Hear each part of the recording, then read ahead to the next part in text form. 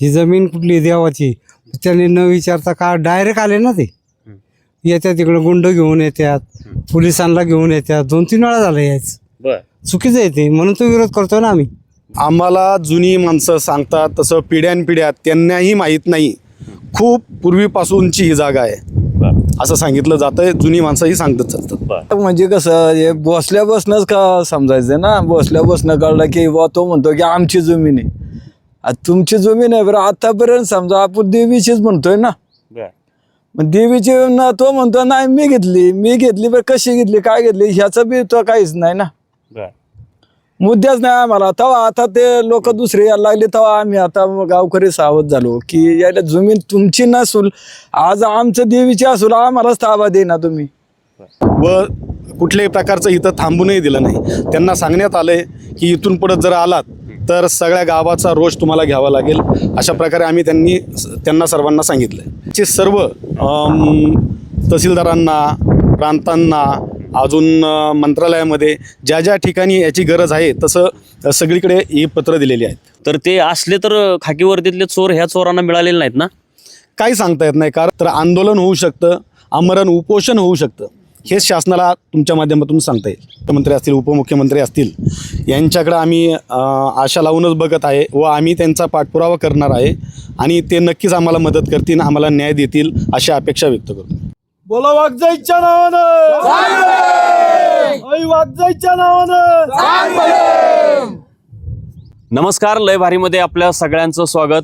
मी आलो आहे पुणे परिसरामध्ये मी आलेलो आहे आणि पुण्यापासून साधारण 30 किलोमीटर अंतरावर मी आहे आणि एका अतिशय रिमोट प्लेसमध्ये आलेलो आहे. इथं अगदी मोबाईलला रेंजसुद्धा नाही आणि इथं देवीचं ठाण आहे, वाघजाई देवीचं ठाण आहे आणि त्या ठिकाणी मी आलेलो आहे. माझ्या पाठीमागे बघू शकता आपण हे मंदिर आहे. जरी हा नवीन शेड उभारलेलं असलं देवीचं तरी ही फार जुनी देवी आहे आणि इथं जवळपास 70-80 किंवा कदाचित त्यापेक्षाही जास्त या देवीची जमीन आहे आणि त्या देवीच्या जमिनीवर लँड माफियांचा डोळा आहे आणि ती जमीन त्यांचा हडपण्याचा प्रयत्न सुरू आहे. तर हा जो घोटाळा आहे हा घोटाळा होऊ नये म्हणून इथले गावकरी आहेत ते जागृत झालेले आहेत आणि ते त्या लँड माफियांचा प्रयत्न हाणून पाडणार आहेत आणि ते सगळं प्रकरण समजून घेण्यासाठी मी या ठिकाणी आलेलो आहे. ह्या गावाचं नाव जवळगाव रसाळवाडी. तर माझ्यासोबत इथले माजी सरपंच आहेत. तर साहेब तुमचं नाव सांगा. संतोष अंकुश निमन. तर माझ्यासोबत या गावचे माजी सरपंच आहेत संतोष निमन आणि त्यांनी फार याच्यामध्ये म्हणजे त्यांच्या ज्यावेळी लक्षात आलं की अरे आपली जमीन, आपल्या देवीची जमीन कोणीतरी हडपलेली आहे, त्यानंतर त्यांनी बरेचसे प्रयत्न केलेले आहेत ती जमीन वाचवण्यासाठी. तर पहिल्यांदा आपण संतोष निमन साहेबांकडून समजून घेऊया. पहिल्यांदा हे सांगा की कुठल्या टोकापासून कुठंपर्यंत कशी कशी जमीन आहे ते जरा तुम्ही कॅमेरामध्ये व्यवस्थित सांगा. ही या ठिकाणी हे देवीचं बन म्हणून जवळजवळ या पलीकडची ओळ म्हणजे ते हे गावची शिव, तिथपासून तर हा पूर्ण परिसर या इकडे वरती पहा ते देवीचं मूळ स्थान आहे त्याच ठिकाणी. परत एकदा सांगा कुठंपर्यंत. वर फॉरेस्टच्या जवळ तो जो झेंडा दिसतोय ना, लाल झेंडा, तिथं देवीचं मूळ स्थान आहे. हा पूर्ण परिसर हा मंदिराची जागा आहे आणि देवीचं बन म्हणून हे ओळखलं जातं. ही साधारण किती एकर जमीन असेल? अंदाजे ही 70-80 एकर आसपास, सांगता येत नाही, पण जास्तही कमी असू शकते. पण हा पूर्ण परिसर हा देवीचं बन म्हणून ओळखला जातो. बरं. तर मला सांगा की हे साधारण किती वर्षापासून ही जमीन देवीचं बन म्हणून आहे? तसं आम्हाला जुनी माणसं सांगतात तसं पिढ्यानपिढ्या त्यांनाही माहीत नाही, खूप पूर्वीपासूनची ही जागा आहे असं सांगितलं जातंय. जुनी माणसंही सांगत चालतात. तर ह्या जमिनीचा काय घोटाळा झालेला आहे हे तुम्हाला माहीत आहे. मी तुमच्याकडे परत एकदा येईन, पण मी अन्य लोकांकडे जरा येतो. आजी मला सांगा की तुम्ही कधीपासून ही जमीन बघताय इथं? आता हे आमचं लग्न झालंय तसं आम्ही बघतोय, त्याच्या आधी सासरे आज सासरे ते सांगतात एवढे माहिती आहे 3 पिढ्यांपासून. बर, काय इथल्या देवीची कहाणी काय आहे, काय हिस्ट्री आणि आहे? काय म्हणजे आता बहुतेक लोकांना नवसाला पावलेली आहे बर. किंवा आम्ही त्याचा उत्सव करतो वर्षानी. बर आणि आमुषा पौर्णिमेला आमची ही असते. बर, मग तुम्हाला काय आता हे नवीन काय ऐकायला मिळालं की आता बाबा? हे नवीनच ऐकायला मिळतंय की हे देऊन जागा नाही, असं नाही तसं नाही म्हणून हिच्यानी. बर, मग हे तुम्हाला असं माहित होतं का की बाबा ही जमिनी अशा कुणीतरी आपल्या हडपतंय किंवा त्याच्यावर डोळा ठेवतंय, आपल्याला असं यापूर्वी काय माहित होतं? माहितीच नव्हतं. बर माहितीच नव्हतं काय, ते आत्ता माहिती झाले. बर, तुम्ही कुणी सांगाल का हे तुम्हाला कसं कळलं की बाबा हे बाबा जमीन कुणीतरी जमिनीवर डोळा ठेवतंय वगैरे? कधी कळलं, कुणाकडनं कळलं? अहो आता म्हणजे कसं हे बसल्या बसनंच का समजायचं ना, बसल्या बसणं कळलं की बुवा तो म्हणतो की आमची जमीन आहे. आता तुमची जमीन आहे बरं, आतापर्यंत समजा आपण देवीचीच म्हणतोय ना. बर मग देवीची ना तो म्हणतो नाही मी घेतली बरं, कशी घेतली काय घेतली ह्याचं बी तो काहीच नाही ना, बर मुद्द्याच नाही आम्हाला. तेव्हा आता ते लोक दुसरे यायला लागले तेव्हा आम्ही आता गावकरी सावध झालो की याला जमीन तुमची नसूल, आज आमचं देवीची असूल आम्हालाच ताबा दे ना तुम्ही. तेव्हा ते माहिती झाल्या सगळ्या गोष्टी. तर संतोषजी मला सांगा आता हे जे मंडळी आहेत म्हणजे हे इमोशनली ह्या देवीच्या जागेसोबत जोडले गेले असतील, परंतु या कागदपत्रांमध्ये ह्या लँड मॅपियांनी काय काय घोटाळे केले आहेत त्याचा तुम्ही अभ्यास केलेला आहे, तर ते जरा व्यवस्थित सांगा प्रेक्षकांना, अख्ख्या महाराष्ट्रालाही कळू द्या. तसं जर सांगायला म्हटलं आपण जर पेपर पाहण्याचा प्रयत्न केला तर फार जुनी 91 साली नोटराईज पॉवर ऑफ पॅटर्नी काही त्यावेळेच्या हुशार लोकांनी या सर्वसामान्य साध्या लोकांकडनं करून घेतली की देवाच्या कामाकरिता, आणि त्यानंतर त्यांनी गैरफायदा घेऊन ती काही लोकांना खरेदी दिली. कशी दिली एवढं सांगता यायचं नाही, पण समजतंय असं की त्यावेळेस त्यांनी खरेदी दिली आणि असा हा प्रकार तेव्हा जुना झाला. पण आत्तापर्यंत इथं कोणीही येत नव्हतं. पूर्णपणे या ठिकाणी पूर्ण वाडीतील ग्रामस्थ पूर्णपणे हे प्रत्येक झाड सांभाळण्याचं काम गावातली लोक ही या ठिकाणी करत होते. आणि आत्ता असं समजायला लागलं काही लोक बाहेरची यायला लागली.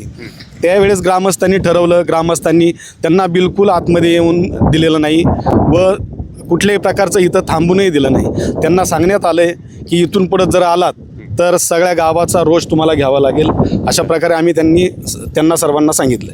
तर ते माझा जो अभ्यास आहे किंवा जे मला माहिती आहे की जे देवस्थानांच्या ज्या जमिनी असतात तर त्याच्यावर म्हणजे देवाची सेवा करावी म्हणून काही लोकांची नावं असतात, शक्यतो शेतकरीच असतात ते. तर परंतु ती जमीन कसू शकतात परंतु त्यांना ती विकता येत नाही. मग याच्यामध्ये काय असा काय घोटाळा म्हणजे केलाय का की कोणाकडनं तरी फसवणूक करून विकत घेण्याचा प्रयत्न केलाय वगैरे, असं काय झालंय का? हो अगदी तुम्ही म्हणताय तशाच प्रकारे हा घोटाळा झालाय. त्यावेळेस लोकांना एवढं काही हुशार नव्हते, समजत नव्हते. त्यांच्या अज्ञानपणाचा हा फायदा घेऊन हुशार लोकांनी त्यावेळेस ह्या गोष्टी केलेल्या आहेत असं दिसतंय. आणि एक माझ्या माहितीनुसार की ज्या अशा देवस्थानच्या जमिनी असतात तर त्याचा वापर कसा करायचा किंवा कुठं करायचा तर हे निर्णय ग्रामपंचायत घेऊ शकते, गाव घेऊ शकतं. मग याच्यामध्ये हे जे लोक आलेले आहेत जे लँड माफिया आहेत त्यांना काय ग्रामपंचायतीने किंवा गावाने काही त्यांना परवानगी दिली का ही तशीच खाजगी त्यांच्या कारणासाठी जमीन वापरायला वगैरे? नाही बिलकुल नाही. या उलट ग्रामपंचायतचा आमची ग्रामसभा झालेली होती. 2011 साली लाकूडबंदी हा ठराव मंजूर करण्यात आला होता. त्यानंतर आत्ताही एक 8 दिवसापूर्वी ग्रामसभा होऊन ग्रामस्थांनी पूर्ण निर्णय घेतला आणि त्याही वेळेस पूर्ण लाकूडबंदी हा ठराव मंजूर करून घेतला. परत उत्खननबंदी हाही ठराव मंजूर करून घेतला व त्याचे सर्व तहसीलदारांना, प्रांतांना, अजून मंत्रालयामध्ये ज्या ठिकाणी याची गरज आहे तसं सगळीकडे ही पत्र दिलेली आहेत. आता ह्यांनी जमीन तुमची हडपायचा प्रयत्न केला म्हणजे काय केलं? म्हणजे ते काय इथं येऊन प्रत्यक्ष ताबा, पोलीस बंदोबस्त वगैरे घेऊन आले होते का? नाही काय झालं, आता 1-2 आठवडे होऊन गेले असेल. आम्ही ग्रामस्थ या ठिकाणी पूजेसाठी आलो होतो व उत्सव आता आमचा मागे झाला त्यामुळे साफसफाई पण करायची होती. आणि इथं आलं असताना खाली गेट लावलेला आहे बघा, मंदिराचा गेट आहे तो मोठा आवाज यायला लागला, म्हणून आम्ही 2-4 लोक काही आमच्याबरोबर होते, आम्ही खाली गेलो. तिथं पाहतोय तर गेटवरती दगड मारत होती ती लोक आणि JCB घेऊन आले होते. आम्ही मंदिर पाडणार, इथं काय ठेवणार नाही, शिवीगाळ वगैरे कळत होते. आम्ही त्यांचा व्हिडिओ काढण्याचा प्रयत्न केला, त्यावेळेस त्यांनी मोबाईल पण हिसकून घेतले आमच्याकडनं. अरे म्हणजे गुंडच आहेत ते. हो, गुंडच. एक जण म्हणून गावात येऊन त्यांची दादागिरी. हो, आता ते नेमके कोण होते हे आम्हाला माहित नाही, पण त्यातला एक जण म्हणत होता भोसरीचा शिंदे वगैरे. तर अशा प्रकारचा आम्ही अर्जही पोलीस चौकीला दिलेला आहे. तुमच्याही ओळखीचे नाहीत ते? नाही, कोणी ओळखीचे नाही, ते डायरेक्ट असं त्यांनी पाठवले असावेत असा आमचा अंदाज आहे. तर पोलिसांनी काय भूमिका घेतली? कारण सध्या परिस्थिती अशी आहे की खरे चोर परवडले, पण खाकी वर्दीतले चोर लय भयानक असतात. तर ते असले तर खाकी वर्दीतले चोर ह्या चोरांना मिळालेले नाहीत ना?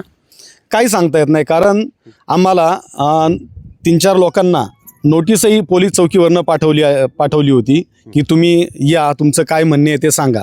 आम्ही त्या ठिकाणी गेलेलो नाही, कारण जर आम्हीच आमच्या मंदिरात असताना दुसरी लोक येऊन इथे जबरदस्ती करतात, गेटवर दगड मारतात, तर आम्हाला तिकडे जाण्याची गरज नाही. त्यांनी उलट आम्ही दिलेला अर्ज त्याच्यावर विचार करून त्यांची चौकशी केली पाहिजे होती, असं सर्व ग्रामस्थांचं म्हणणे आहे. त्यानंतर मग आम्ही ग्रामसभा घेतली आणि ग्रामसभेमध्ये जे काय ठरलं ते अर्ज वगैरे आम्ही पोच केलेले आहे. म्हणजे ठराव वगैरे पास हो, ठराव वगैरे पास केलेला आहे. बरं, आता मला सांगा की जर समजा त्यांनी प्रशासनाला हाताशी धरून किंवा महसूल खात्यातल्या त्यावेळेच्या अधिकाऱ्यांना हाताशी धरून कागदामध्ये जर त्यांची नावं चढवली असतील, तर आता समजा ठीक आहे तुम्ही विरोध केला, 1-2 वर्ष, 5 वर्ष, 10 वर्ष ते शांत बसतील, पुन्हा 15-20 वर्षानंतर कुणीतरी येऊन परत ही जमीन हडपण्याचा प्रयत्न करतील, तर हे कायमस्वरूपी त्यांचं जे कारस्थान आहे ते हाणून पाडण्यासाठी तुमच्या काय डोक्यात हे आहे, आयडिया आहे? आमचं एवढंच म्हणणे आहे, आमचे सर्व ग्रामस्थ आज केमशेवाडी असेल, रसाळवाडी असेल, पूर्ण गाव, देवी ही सर्वांना नवसाला पावणारी एक श्रद्धांचं म्हणजे प्रत्येकांचं हे श्रद्धास्थान आहे. त्यामुळं सर्व ग्रामस्थ, पूर्ण गावकरी नव्हे, पूर्ण हे खोरं हे एकत्र या ठिकाणी येऊ शकतात. यापुढे अजूनही काही जर गोष्टी झाल्या तर आंदोलन होऊ शकतं, आमरण उपोषण होऊ शकतं. हेच शासनाला तुमच्या माध्यमातून सांगता येईल. आणि आता हे जे सरकार आहे हे हिंदू विचारधारेचं सरकार आहे, धार्मिक विचारांना ते प्राधान्य देतात आणि मग त्या सरकारकडे तुम्ही खरं तर जायला पाहिजे. हे माझं सजेशनही राहील आणि तो प्रश्नही असा आहे की समजा मुख्यमंत्र्यांना तुम्ही भेटला तर कदाचित ते तुमच्या ज्यांनी चुकीची नावं चढवलेली आहेत सातबाऱ्यावर ते लगेच रद्दही करतील, कारण हा धर्माचा विषय आहे, देवाचा विषय आहे. नक्कीच आत्ताचे जे राज्य शासनावर जे काय कार्यकर्ते जे असतील, मुख्यमंत्री असतील, उपमुख्यमंत्री असतील, यांच्याकडे आम्ही आशा लावूनच बघत आहे व आम्ही त्यांचा पाठपुरावा करणार आहे आणि ते नक्कीच आम्हाला मदत करतील, आम्हाला न्याय देतील अशी अपेक्षा व्यक्त करतो. बाबा मला सांगा की इथं मी बघितलं हे एवढी जुनी झाडं आहेत ती, आणि हे कुठल्या जातीची झाडं आहेत, तुम्ही कशी जपलेली आहेत ही एवढी वर्षानुवर्ष? कारण इतर तर कुठे गेलं तर लोक तोडून टाकतात झाडं, तर ही म्हणजे ह्या जागेचं काय वैशिष्ट्य आहे असं जे तुम्ही जपलेलं आहे? देवाची जागा म्हणून त्या तिथे बारीक लाकूड सुद्धा आम्ही तोडाय परवानगी नाही दिली कोणाला. बर, ही जर झाडं तोडसान तर तुम्ही तुमच्या नशिबाला हानिकारक करून ठरसान. तुम्हाला त्रास होईन, उद्या काय झालं तर तुम्ही येऊ शकता आमच्या आम्हाला त्रास झाला, लाकडं तोडली, तिथलं काय झालं तर आम्ही त्याला जबाबदार नाही. आम्ही जबाबदार असन तर इथलं बोटा एवढं काढूक सुद्धा तुम्ही तोडायचं नाही, ही जबाबदारी आम्ही त्यांना सांगितली. तुम्ही काय सांगाल की आता हे तुमची जी देवीची जागा आहे ती, हे जे काय जमीन व्यवहार करणारे दलाल असतात, एजंट असतात, लँड माफिया असतात, तर ते जसे शहरांमध्ये असतात वेगवेगळ्या ठिकाणी जमिनींचे व्यवहार करत असतात, ते डायरेक्ट ह्या देवीच्याच जमिनीवर व्यवहार करायला आलेत, तर काय वाटतं तुम्हाला ह्या असल्या लोकांबद्दल? चुकीचं आहे ना त्यांचं, त्यांनी विचार करून करायला पाहिजे. ही जमीन कुठली देवाची, त्यांनी न विचारता का डायरेक्ट आले ना ते. येतात तिकडं गुंड घेऊन येतात, पोलिसांना घेऊन येतात, 2-3 वेळा झालं यायचं. बर, चुकीचं आहे ते, म्हणून तो विरोध करतो ना आम्ही की आमच्या देवीसाठी जागा सगळी. हां, आणि आमच्या वाढलं पार 2-3 पिढ्यापासून माहिती आहे किंवा देवीचं आहे सगळं. प्रश्न येतो कुठं बाकीचं, जंडूकशाही चालली. बर. बाकी काय बर. न विचारता काय कुणाला सांगायचं ना. आता ग्रामपंचायत म्हणलं गावकी संबंध ठेवा पाहिजे ना यांनी, त्यांच्याशी कॉन्टॅक्ट करून बसायला पाहिजे. हे डायरेक्ट येतात ना, डायरेक्ट न सांगता, म्हणजे दंडुकशाही झाली ना. बाकी काय असं म्हणणं आहे माझं. आता मला सांगा की हे एवढं जुनं देवस्थान आहे, जेवढी जुनं जागा आहे, याला सरकारकडनं काय अनुदान वगैरे काय मिळतात का? याला 2011 पासून तीर्थक्षेत्र क श्रेणी म्हणून दर्जा मिळालेला आहे. बर. म्हणजे पर्यटन या ठिकाणी देवस्थानचा विकास व्हावा या दृष्टीनं शासनाने ते चालू केलेला निधी म्हणजे तीर्थक्षेत्र विकास निधी याच ठिकाणी मंजूर झालेला आहे. हा रस्ता त्या निधीमधनं मंजूर झालेला म्हणजे झालेला आहे रस्ता. त्याच्यामध्ये अजून पाण्याचं धरणापासून पाण्याची लाईन, पिण्याच्या पाण्याची व्यवस्था इथं याच ठिकाणी झालेली आहे. याच ठिकाणी इथं भक्त निवास हे पण तीर्थक्षेत्र विकास निधीमधून हे मंजूर झालेलं आहे. अशा प्रकारे बरीचशी संरक्षण भिंत असेल, समोरची पलीकडच्या बाजूला संरक्षण भिंत खूप मोठी आहे ती झालेली आहे. अशा प्रकारची बरीचशी कामं तीर्थक्षेत्र विकास निधीमधनं झालेली आहेत. आणि याच ठिकाणी गोशाळा सुद्धा आहे. गावकरी सांभाळतात, गाई म्हशी वगैरे असतात. गोशाळाही आहे.